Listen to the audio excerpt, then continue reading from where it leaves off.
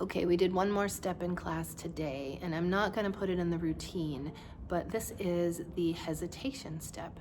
And remember, this one is really great for practicing changing directions when you come across an object that might be getting in your path, and making it so that you do not lose your balance for quick change of direction. So it's really a good functional thing to practice, as well as a fun thing for the dance floor. Also, if you run into a situation where you're dancing and you run out of space, you can just change directions right away. Hesitation step. We're gonna do the forward leader and the backward follower. So I'll do it this way. Slow, slow, quick, quick. Instead of going forward, forward, side together, we go forward, backward, side together.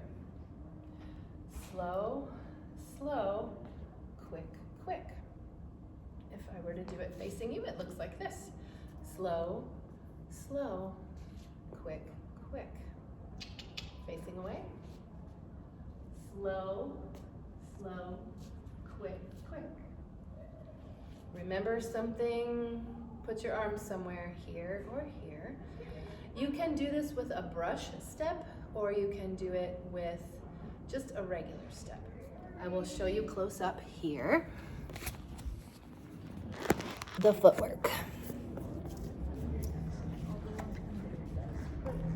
Slow, slow, quick, quick. Slow, slow, brush, quick, quick.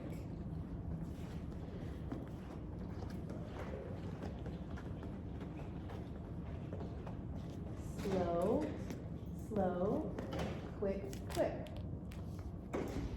So you can either do slow, slow, quick, quick, or you can do the brush. Slow, brush, quick, quick. Your choice. Because we make it our own. Enjoy practicing the hesitation step, and look forward to seeing you out there.